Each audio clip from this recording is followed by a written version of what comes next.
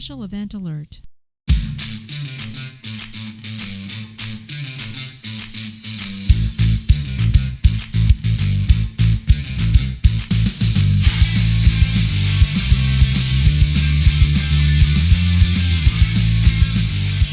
Well, sir, we are on our way to the bingo parlor at the YMCA, and one thing led to another, and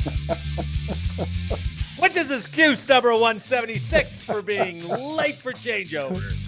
Your weekly space news and variety show. I'm your host, Marty Smith, and I'm joined by Mr. History, Eric Perrott. Marty, it makes me wonder what happens at the bingo parlor, brother. Oh. We're here to bring you the latest headlines and updates pertinent to all Guardians and to the other lower branches as well. So take your seats, get informed, and have a laugh as we present Late for Changeover. Nice. Oh, Listen to the audience. They love it. Eric, I'm a little disappointed in you. Oh. What was that movie line from? I don't know. That's that why I was said a movie line. I said I don't remember. I don't know. I was from Stripes when they were at the strip bar. And he had them all out there at midnight. They were all covered in mud. I remember now. It's like, we're going to the bingo parlor, and well, one thing led to another. It's a good thing you explained it then, because I'm sure a number of people would not have remembered either. Probably nobody listening will remember it. So, anyway, good to see you, man. You too, brother. Started where the hell another did Jake week. say? Was he going up to Oregon this week? Yep. I think he said I probably just yes. blew his OPSEC by announcing his vacation plans. But and you're gone next week, and Jake's back next week, I think. Correct, the Mundo. He's out. All right. I think who was that friend that you played golf with? I've got to reach back out to her because she said possibly next week. I think she was traveling. She might be back. So she's with Folds of Honor. Karen Marie. Karen Marie. Karen Marie. So I'll have to call her and see if we can get her in a couple weeks, because I'm sure Jake would like to talk with her too. Yeah. She's a hell of a story. I asked her. I asked her if she would come on with her husband. And even like, cooler. I don't know if he wants to. So anyway. Cool. Since last week, our last episode, think about this. Roll this around. So we come off Tuesday, we publish on Wednesday, and then all of a sudden, Israel starts on crazy, right? Day 61. So since our last episode, we were at the doorstep of World War III. Then we went to, a couple of days ago, we went to a possible unprecedented peace in the Middle East. And now it just seems like we're right back to where we were for the last 60 years. It's an epiphany. What happened? The sort of peace, I guess. You know what, though? It's still historic, though, because I don't know how many years going back, the threat of Iran having a nuclear device threatening the Middle East, Israel, and us has been there for... and not one president other than Donald J. Trump has done anything about it. Other than ba ba ba ba ba ba ba ba ba ba ba ba. That's what it sounded like. Nobody did everything. And didn't Obama, didn't one of the presidents, like, I don't know what the deal was, so I shouldn't probably comment on it, but it was something where we paid them money. Well, a bunch of money. That was 2018. We had frozen some funds, right? And I think Obama was going to release them. And Donald, I think Trump was like, no, we're not going to give that money away. But then I think, and you're right, I might screw this up. But then I think Biden did release those funds when he got in. Yeah, it was almost like we encouraged you to enrich your program as long as you don't throw it at us. I heard an analysis on it where like Obama and Biden's tack were kind of, well, let's appease them and maybe they'll want to join the world community and they'll say, hey, we're not the great Satan after all. Look, we've given you your money back and all that stuff. And then I heard another analysis was like, that thought doesn't work in that part of the world. Only strength works in that part of the world. So all of a sudden now they're really close. I mean, every time before, it was like the IDF would go in there on some midnight raid, and you're like, oh, Iran stuff just blew up again. How did that happen, right? Yeah. Well, yeah, I mean, you remember a couple years back, I think we actually did a story about it where the Iranians took one of our ships and it showed all the Navy guys on their knees on the deck. Oh, yeah. You Yeah. remember that? I think, Right. I can't remember. So again, here we're going to pit your head. We're not mad at you. Right. Right. I'm like, well, it is. If this piece holds, right, which is amazing because the limited tactical mind that I have, but from all the things that I was reading and listening to, it wasn't the threat of Iran's missiles, right? It was if they tried to close the Strait of Hormuz, if they tried to close that strait, forced to take military action, then we're all in a war, right? yeah, because now you're hitting global economy. You're Yeah. hitting, I mean, the oil supply. Right. Right. And the only way to unseat them is to go in there face to face and blow them out of the water, right? Then it would be war. Then it would be easy excuse for anybody who wants to participate. Sure. Well, I know when you were in the service, and I know when I was in service, and we deployed to that little AOR called the Desert. I don't really care which country you were in at the time. As I recall, conflict with Iraq was always focused, keep it with Iraq. Iran's military is, I don't know, number 6, 7 in the world. Yeah. And we do not want Iran involved. We do not want them because everybody thought that military machine was so mighty that two fronts would hurt us, if we had to go with Iran and Iraq.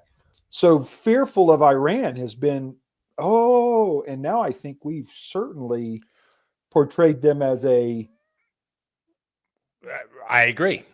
But first, even step back further, Iran-Iraq war, right? Yeah, that 8 Iraq days was crushing them, right? Yeah. And so until they just kind of like stopped and they were like, you guys proved nothing with this war.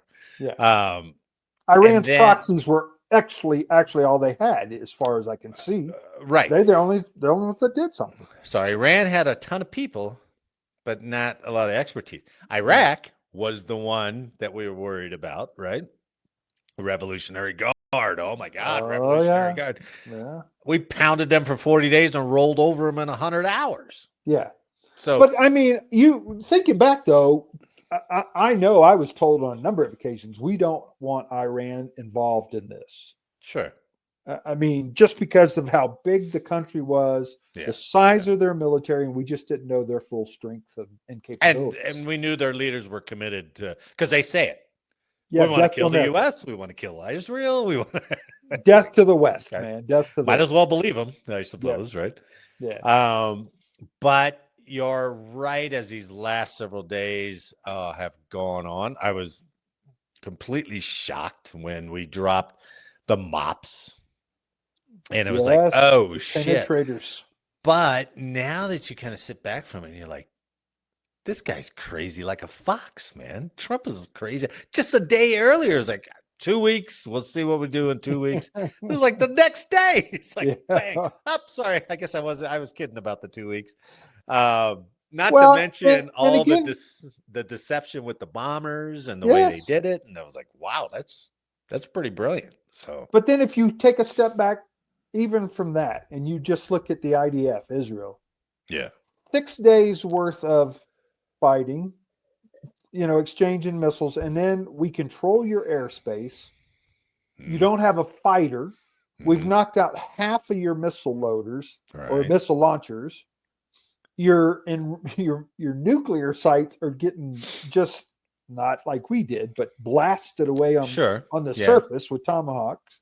I was like, and Iran shoots, I don't know, 100 missiles at them the first day, 200 missiles, whatever. Most of them get knocked down. Yeah. And I'm like, that's literally all you have. That's all they can do. Now, here's another thought that occurred to me was that if you go back, and I wonder if Israel had this grand strategy all along, right? Because Iran, when you had Syria I can't remember the Houthis are down in Yemen, Correct. right? Hezbollah Lebanon. and Lebanon, That's and then Hezbollah. what's the third? Hamas Hamas, right? in Gaza. So they went. They I think they took out Hezbollah first, essentially, right? Yeah, pretty Then much. they and with Syria without Assad there, so they were able to take out Hamas. And you haven't heard anything from those two. Now the Houthis down in Yemen still lob an occasional missile every once in a And while, talking smack. It's mostly but smack talking. that was their third leg, and now they're like, "Okay, Iran, we've gotten rid of your proxies." Yeah. And here we come, and here they came, right? Well, and the big two, Russia and China, said, "You're Right. I You heard. keep that.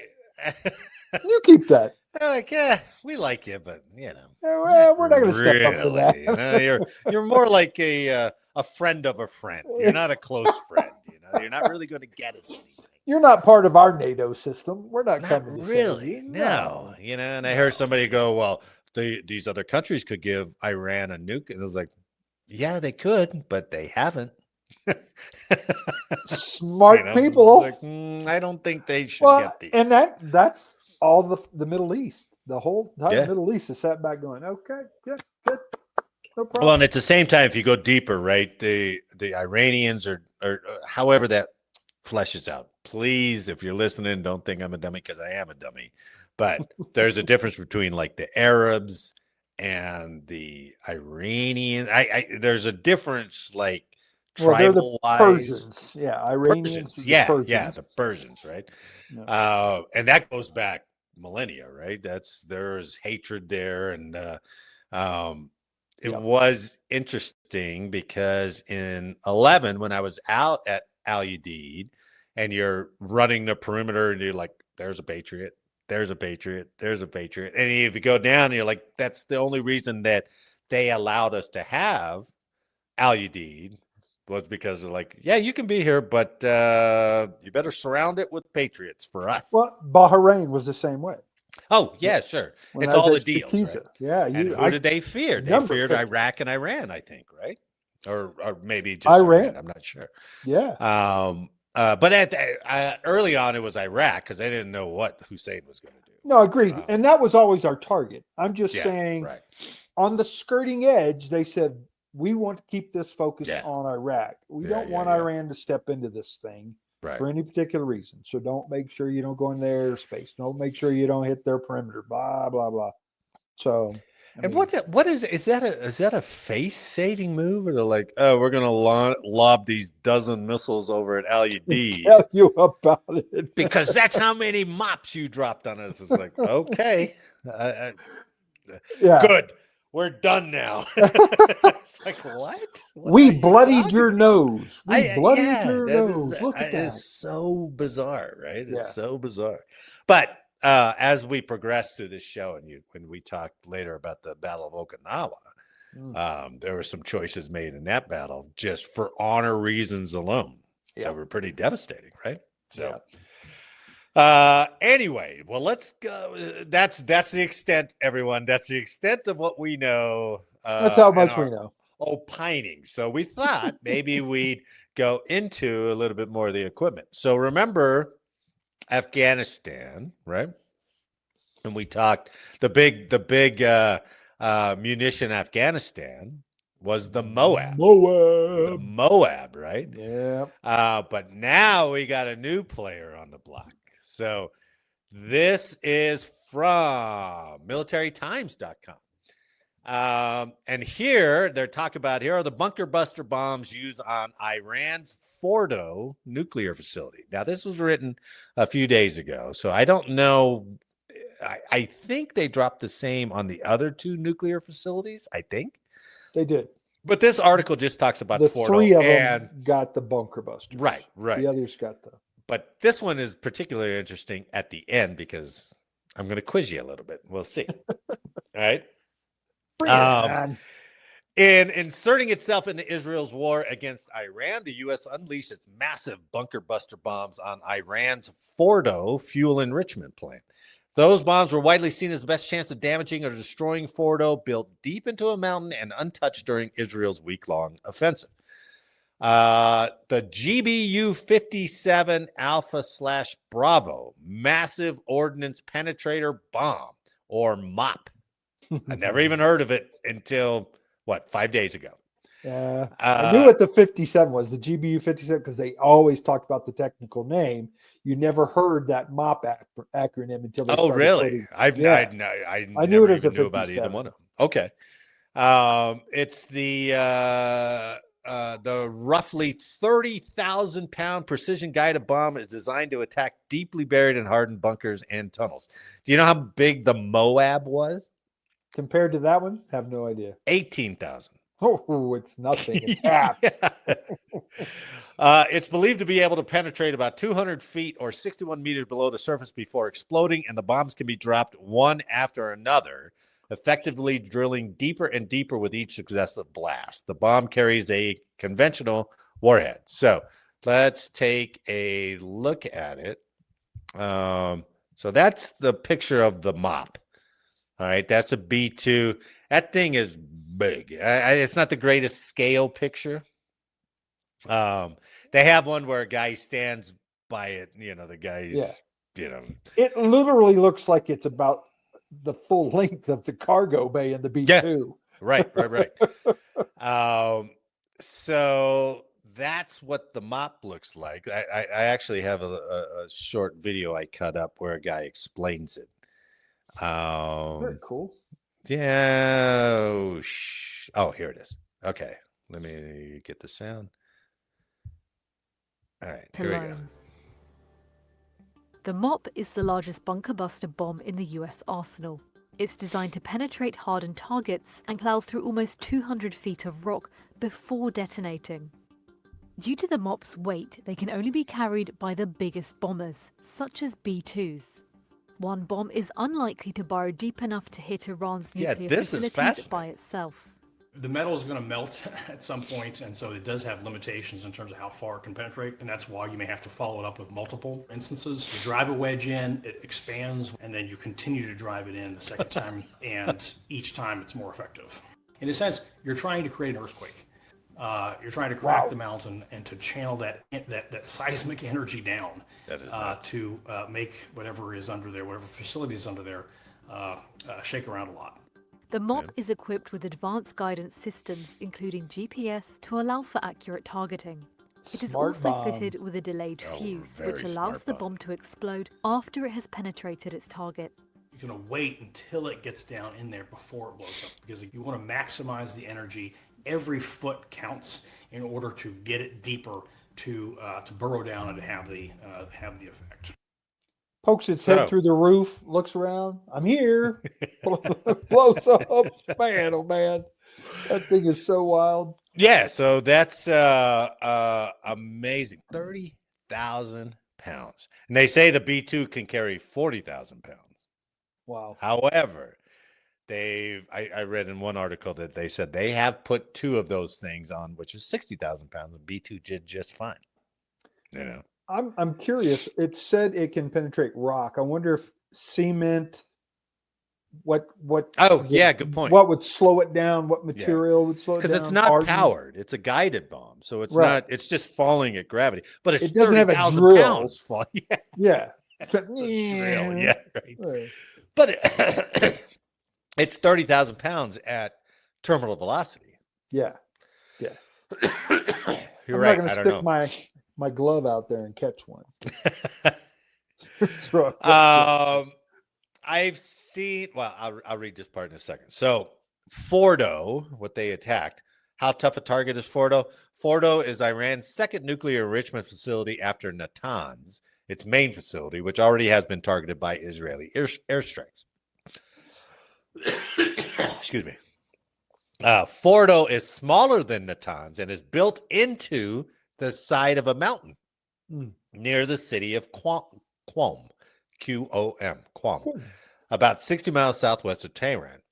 In addition to being an estimated 80 meters, 260 feet under rock and soil, the site is reportedly protected by Iranian and Russian surface-to-air missile systems.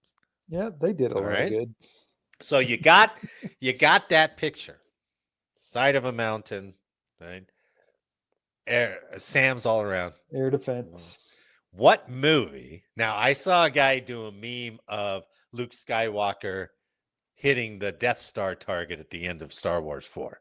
Right? Yeah. So it's like, okay, maybe. This is easy. If that doesn't remind you of don't guess yet, but if that doesn't remind you of a current movie, let me add this next story. All right. This next story is from sandbox.us. Now, it doesn't have to do with the nuclear strikes, but it does have to do with the Israeli strikes. So, Israel wipes out Iranian F-14 Tomcats on the airstrip. F-14s, right? Israel released footage of the first F-14 Tomcats lost in combat since the 1980s, and tragically, they weren't even airborne at the time. According to a statement from the Israeli Air Force, 2 F-14 Tomcats were destroyed at an airport in Iran's capital city of Tehran, likely the Mehrabad airport. The Israeli Air Force claims these fighters were operational and were staged to intercept Israeli aircraft. Oops.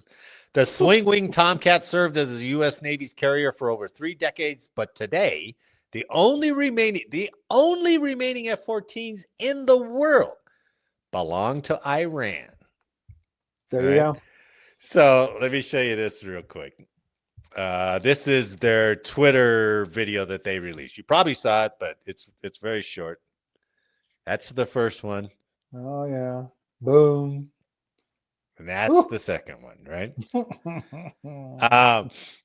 Doesn't it always strike you whenever you see like these planes getting blown up on the ground that they're just parked helter-skelter?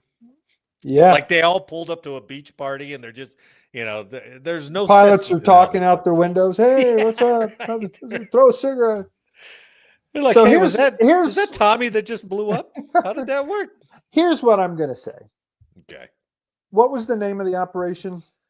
B2 something ours Hammer? Or Midnight Hammer? Midnight Hammer. Yeah. So Midnight Hammer was thought of, planned, and executed based off of Top Gun Maverick. Isn't that crazy? Tomahawk missiles being launched to the 14. Isn't that insane? Then we come over with Dagger 1 and 4. Yeah. But we throw in a couple of buster bunkers and we get out of this. Well, yeah, man. I'll tell you what, it does make the plot of Top Gun Maverick a little harder to believe because they're like, why don't we just do this from 40,000 feet? Why'd we have to send 2 guys? I got a bunker buster or B2. Isn't that crazy, though? But you got to worry about the SAM threat, right? 40,000 are still on radar. I guess. Obviously the Israelis did much better on taking out the SAMs than they did in Top Gun Maverick. You just use the IDF, your ally, to come in and take care of the SAMs, and then you do the actual bombing mission. You got to do any dogfighting. But you're right. The Tomahawks, right? The built into the mountain, tough target to hit. Right. And they have F-14s. Unbelievable. Isn't that crazy? Planned right from the movie. Oh my God. Wow. Maybe they read it a year ago and they're like, you guys are doing this next year? Do you mind if we make a movie about it? Yeah. Like, yeah, nobody will believe it. CNN and Fox are going to pick our story up here and go, look, these 2 guys figured out where the plan came from. I mean, if you go to the end part of that movie, which was completely entertaining, sure. But they're like, how are they getting an F-14? Who has F-14s? Iran has F-14s. That is nuts. It's cool, too, because they never identified who the bad guys were in Top Gun Maverick. No. It was just... Or that the nuclear facility was built into a mountain. Yeah. And the country had F-14s. Oh, and they did have Gen 5, but they just weren't parked at the airport. Iran doesn't have Gen 5. Let me read you this part about the F-14s. Iran purchased about 80 Grumman F-14 Tomcats from the United States back in the 1970s. 79 of those 80 aircraft were delivered prior to the 1979 Islamic revolution that saw Iran pivot away from the West and toward religious extremism. Since then, Iran has worked tirelessly to keep at least some of these legendary fighters in good working condition, with a handful upgraded into what Iran calls F-14 AMs. These were modified to fly with locally sourced, reverse-engineered parts and Iranian weapon systems. So they were. So like, hey, can you 3D print me a stabilizer for this thing? Because this thing is bad shape. Well, even Rooster thought, how the hell are we going to fly this thing out? It's a bag of ass, he called it.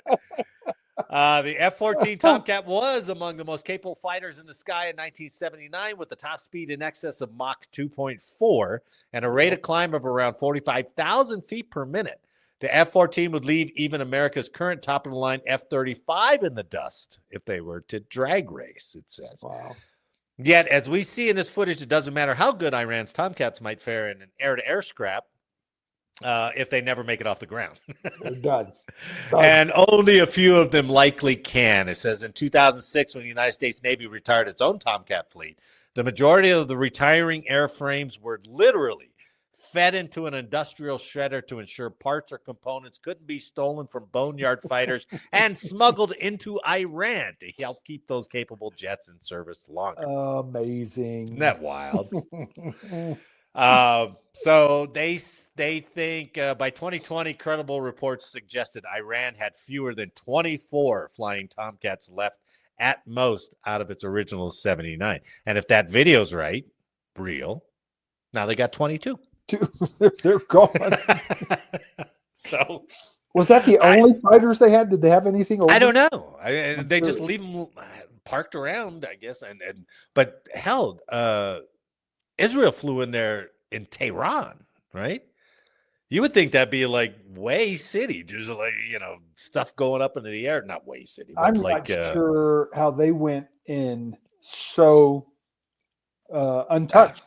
It makes you wonder about the capabilities of the defense systems that they have, right? That's what I was telling you. I think we really propped them up way too high than what we should have. Well, and that's what they do, though. Republican Guard was done that way. Every nation that, over the last 30 years. You're right. Panama, Noriega, they all thought he was going to be something crazy, too. Yeah. I mean, Iraq's biggest threat was chemical weapons. Yeah. And everybody had to sweat their ass off in the desert for nothing. So. And a MOP suit, MOPP. Yeah. That damn thing. Right. Oh, talk about losing weight quick in that thing. Forgot he didn't have any of those, but never mind. So, okay. Well, now we covered that. I was going to cover. Maybe we'll save Operation Eagle Claw. What kind of got us sideways with Iran in the first place? Because that was pretty interesting. But that's April, so we might have to wait till next year to do an anniversary of that. But let's do an extended history today, Eric. Because it's June 22nd, right? I even have a banner for it. So, on with history and Mr. History, Eric Peratt, and there's your banner. I like it, man. I'll tell you what, this battle was something else. No kidding. Through all the island hopping, Saipan, Guadalcanal, even Iwo, as Americans headed towards Japan, the losses were mounting, and the screaming public back in the United States were now seeing pictures of so many Americans being killed. And so when we get to the Battle of Okinawa and it turns so deadly, this battle is the one that started making Truman rethink what the invasion of Japan would look like. Let me show you this. This may help. Where's my picture? Oh, here it is.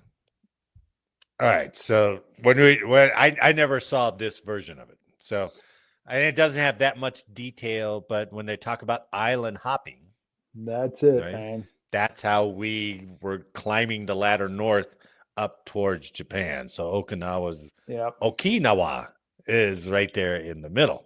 And this was right. I know you're going to get into it, but this was right after Iwo, right? Yes. Okay. Yeah. I want to identify one person before we get really started with this thing, and it was the commanding general who commanded the Japanese on Okinawa. It was Lieutenant General Mitsuru Uchimama. Uchimama. I'm gonna spell it, so I know I'm not pronouncing that right. Uchimama. USHIJIMA. Yeah, that's a tough one. So he's been around forever. He's been in a number of battles. He was smart. Clever. Seasoned commander. Yeah. He also commanded an unknown number of conscripted civilians and That's unarmed weird. home guards. Yeah. They were known as the Baddie, Boeitai. So he had a large force equaling about 130,000 men. And they were freaking dedicated to the emperor, man. So huge. Well, sure. Yeah.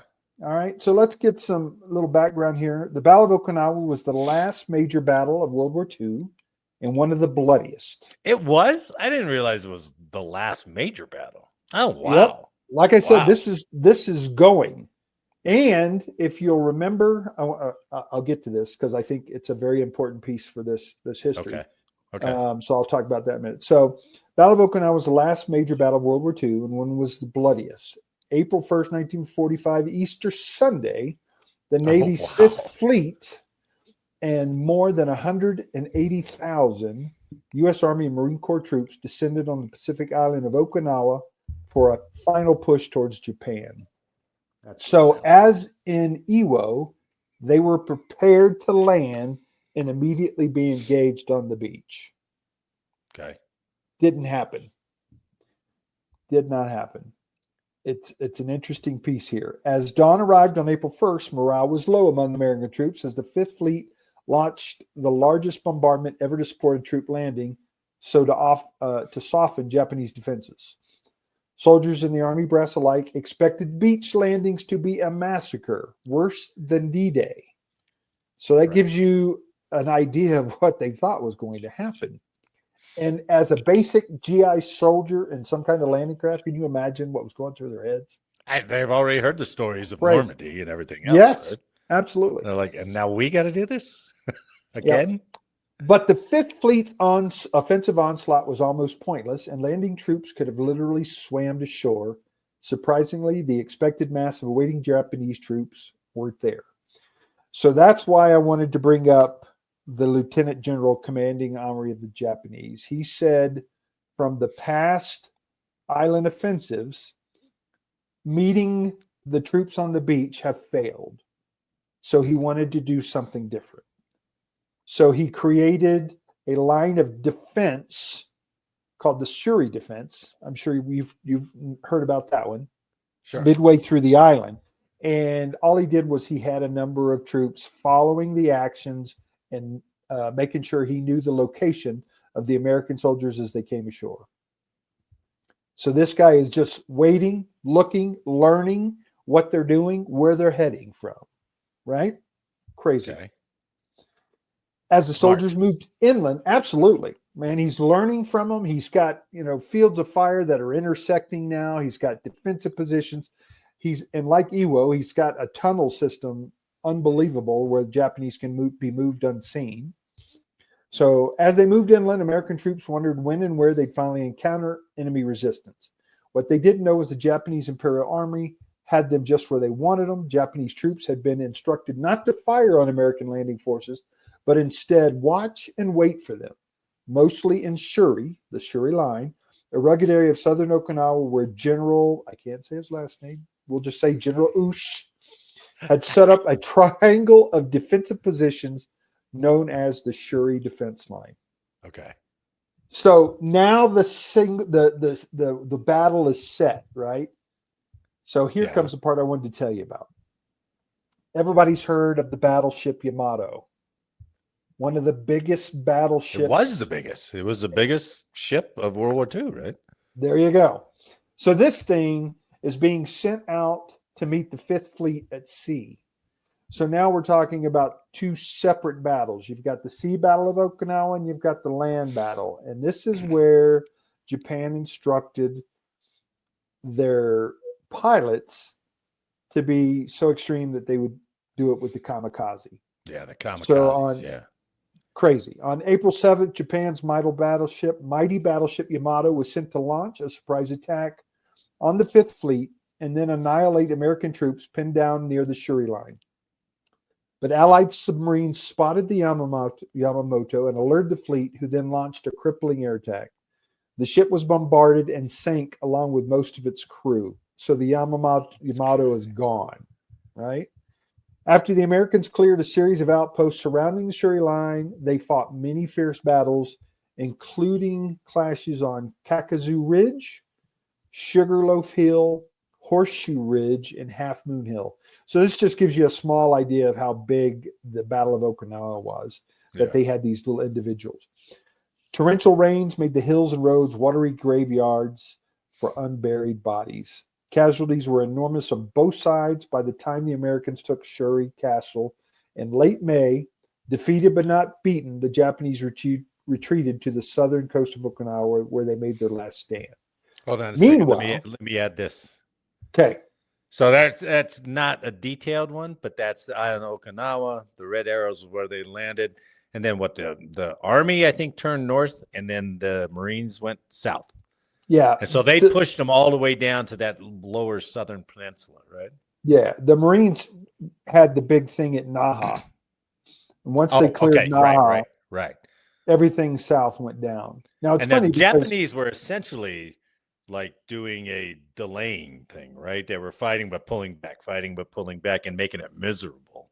Yeah. And because the Shuri line, which ended up being called the Shuri Castle, it was just so torrential. You know, you had bunkers and pillboxes, and then intersected fields of fire. Nobody could move to get up this thing. It was freaking ridiculous. And you mentioned all those battles, but Hacksaw Ridge was in there, right?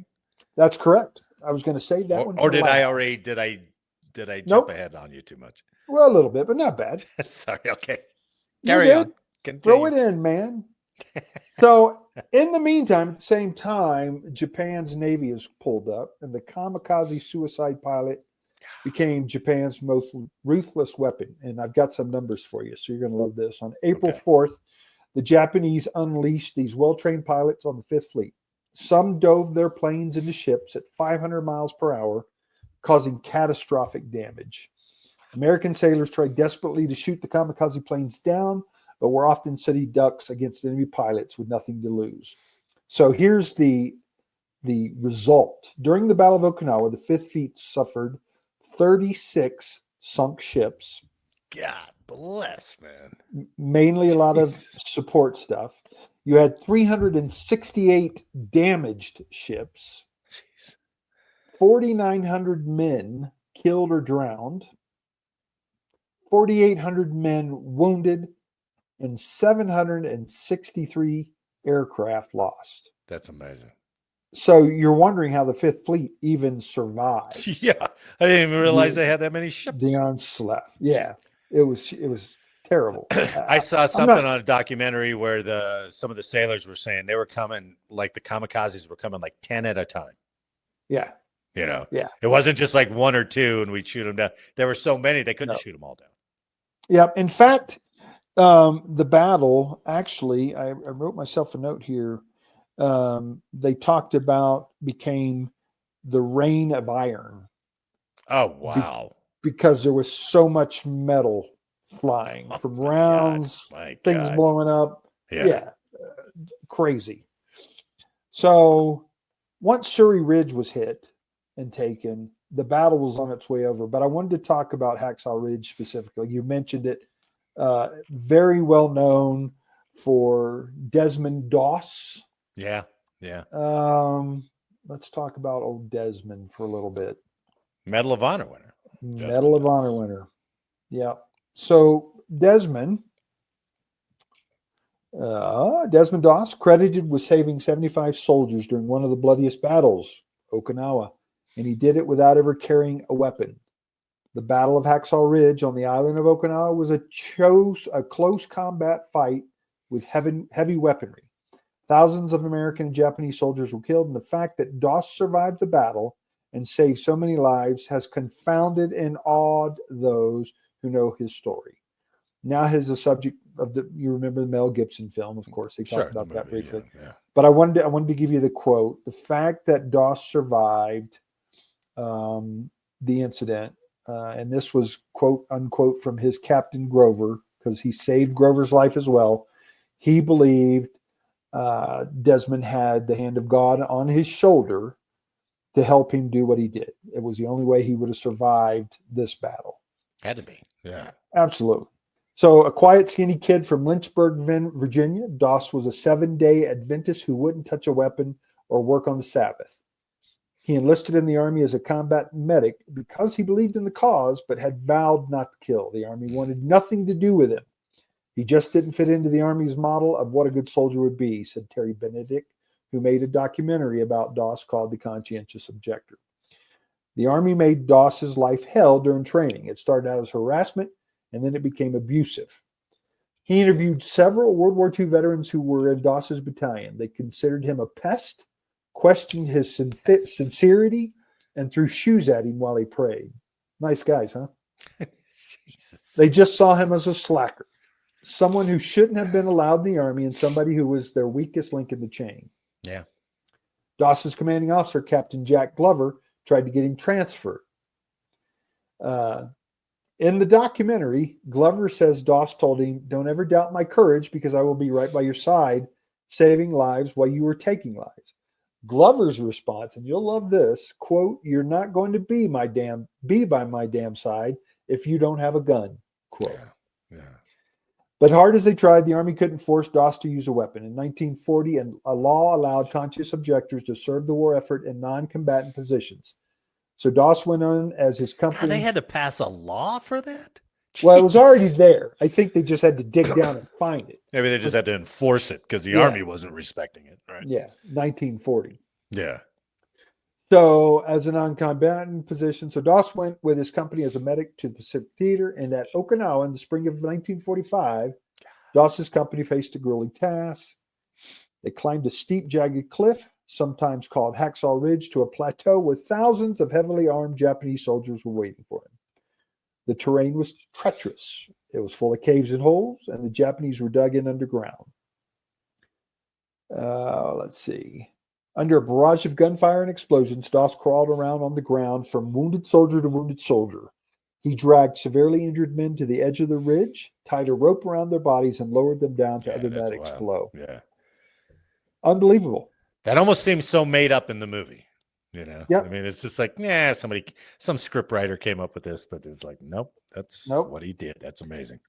I want to quote this guy, and then we'll let it move on. But veteran Carl Bentley, who was also at Hacksaw Ridge, says in the documentary, "It's as if God had his hand on Doss's shoulder. It's the only explanation I could give." Doss saved 75 men, Wow. including his captain, Jack Glover, over a 12-hour period. The same soldiers who had shamed him now praised him. He was one of the bravest persons alive, Glover says in the documentary. And then to have him end up saving my life was the irony of the whole thing. Yeah, right. Trump awarded Doss the Medal of Honor in 1945. He died in Alabama in 2006. Who did you say awarded him you said Trump. Did I say Trump? Definitely not Trump. I'm sorry. Truman, yeah. President Harry Truman awarded him. So, I mean, the things that occurred on Okinawa were just amazing. The fact that they had you didn't mention how many civilians died too.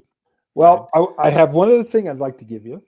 Okay, I've got 39 facts, and I'll go through them quick about the Battle of Okinawa. 39. Yeah, pretty quick. Battle of Okinawa lasted 82 days, making it one of the longest battles in the Pacific Theater. Number two, over 180,000 American troops participated in the battle, showcasing the immense scale of the conflict. Japanese forces defending Okinawa numbered around 130,000, including both soldiers and conscripted civilians. The battle resulted in approximately 12,000 American deaths. Wow. Japanese casualties were staggering, with estimates ranging from 77,000 to 110,000 soldiers killed. Yeah, that's crazy. The battle begins on April 1st with a massive amphibious assault by the American forces known as Operation Iceberg. The initial landings were relatively unopposed, but Japanese forces had strategically withdrawn to fortified positions inland. One of the most significant battles within the Battle of Okinawa was the fight for Shuri Castle, a key Japanese defensive stronghold. The Japanese employed kamikaze tactics extensively, with over 1,500 suicide missions targeting Allied ships. 1,500. Yeah, that's everybody goes up and coming back. So, guess what weapons were mainly used to clear out Japanese bunkers and caves? Oh, a flamethrower. Yeah, I saw that. Yeah. Flamethrowers and grenades, and that was demonstrating the brutal nature of the combat, right? I want to know how they did the flamethrower tank. Did they just stick it up into the breach?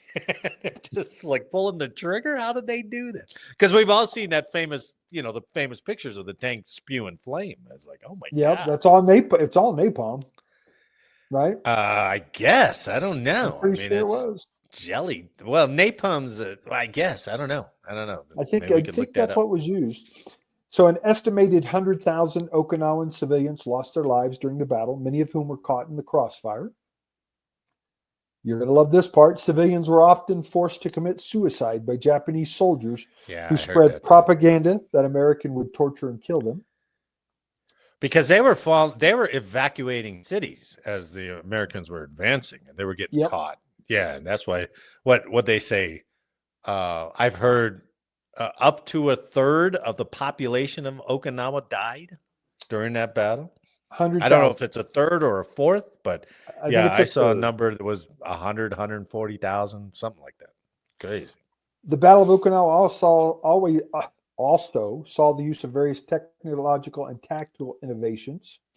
The use of radar technology by American forces helped detect incoming kamikaze attacks. The introduction of the LVT, landing vehicle tracked, allowed for more amphibious assaults on the island's rugged terrain. The battle marked one of the first uses of napalm by American forces, which employed to clear out fortified Japanese positions. That's brutal, just burning people. Jellied gasoline. Yeah. The use of artillery and naval bombardments by American forces played a crucial role in softening Japanese. So the aftermath and legacy. The capture of Okinawa provided the Allies with a strategic base for launching potential invasions of mainland Japan. The high casualty rates and fierce resistance encountered during the battle influenced the decision to use atomic bombs at Hiroshima and Nagasaki. The battle demonstrated the determination Japanese forces to defend their homeland at all costs, foreshadowing the potential challenges of invading Japan. Let's see. Here's some others. So Desmond Doss wins the Medal of Honor. The story of Sugarloaf Hill battle, where American forces face intense Japanese resistance, exemplifies the courage and determination of soldiers both sides. So if you'll recall, like in Guadalcanal, when the Shuri Castle was falling, this general, started implementing frickin' saber charges, sword charges. What do they call that? Katana sword charges. Yeah. Full scale, just, wave after wave of troops trying to take us out. The efforts of American and Japanese medics to treat wounded soldiers and civilians amidst the chaos highlighted the importance of humanitarian efforts in wartime. Let's see. Eric, you got to give me more exciting facts. I can't go 39 more of these suckers. All right, I'm going to give you the last one. The Battle of Okinawa has become a symbol of the broader struggles and sacrifices experienced during World War II, resonating with people worldwide. Kind of a boring. Very good. I thought it was interesting too, because one of those articles had, and I think they have made I think it's called the Cornerstone of Peace Monument at Peace Memorial Park in Itoman, Okinawa. Okinawa. So they have like their own wall. And That's it's pretty amazing. and I there were many pictures. I couldn't find a really good picture. That was the best one. They do what we do on the Vietnam Memorial, right? Yep. They're tracing their names. But these panels are like everywhere, obviously. I mean, what did you say? 100,000. But the military alone was what, 60, 70,000? But the civilians, Yeah. geez, 100,000 civilians. So I don't know whose names are on the wall. I probably should have had researched that a Looked little at bit. that. But in this park, they have, something that's very similar to the Vietnam Memorial. So, it's very cool. And they've got descendants, obviously. Well, they celebrate it annually, correct? That's every I year believe they'll so. celebrate Yeah, I believe so. So and relive the war. pretty astounding. And I never really knew anything about Okinawa. Well, I certainly didn't know it had the impact that it did on the war in the Pacific. I mean, that thing created a lot of, all right, guys, we can't do this anymore. We need to do this. This isn't working. What you were saying. I remember just discussing the nuclear weapons. They were like, well, if we invade Japan, mainland Japan, we're going to take estimated this many casualties. I didn't know the basis for those casualty estimates were from Okinawa. Yeah. I mean, that is based on the brutal engagement, man. It was just horrific. And you got Iwo right before that? Yeah. I mean, golly. Well, and if you recall, the battles were coming into people's TV rooms now. You saw the newsreels coming back, and you saw, sure. Yeah. Military guys half. Well, they were on the military movie tone news, right? They were getting it when they went to the movies, right? Yeah. So, wow, that was cool. And June 22nd was the 80th anniversary. Yep. 80th anniversary. Yeah, we shouldn't forget this stuff. No, so. That's huge. Well, that was a gem, except for your 39 facts, which was come on, you gotta speed that up. Okay. I'm going to highlight the ones I want next time. Good. Do it. Because that's what I do with the stories. I just take certain pieces out of it and then I rearrange them. Well, I actually wrote notes. Oh, look at that. Yeah, that's almost a 3x5 size piece of notebook paper. Jake would be so proud of you. Just highlight a few notes here, man. I got it going on. Oh, and by the way, one more point. The lieutenant general that commanded the Japanese killed himself, ritual suicide on 22 June. I heard that too. All right. Yeah. I saw that in one of the documentaries too. Yeah. There's so much. I mean, that battle was 82 days? 82 days. My God. Yeah. And there's so much in there, Yep. It's the tactics and everything else and the weather and the waning motivation by the Americans and Hacksaw Ridge, Shuri Castle. The acts of bravery were freaking a common thread. the Yamato, the kamikazes. Yes. Oh my God, amazing. Yeah. That was great. That was a good rundown. I liked it, boss. Should we call it a show? I think that's a good one. Depper. Jake, we love you, man. Look forward to seeing you next week. Yes, Eric, sir. you have a good week next week. I'm jumping way too far ahead. On behalf of Eric and I'd like to thank you for listening today. Please like, share, subscribe, and let us know how we did in the comments. And make sure next week that you are not late for changeover. Eric, it's good to see you. Jake, we miss you. Thanks for the week, and all those listening and watching. Thanks for watching and listening, and we'll see you next week. See you guys.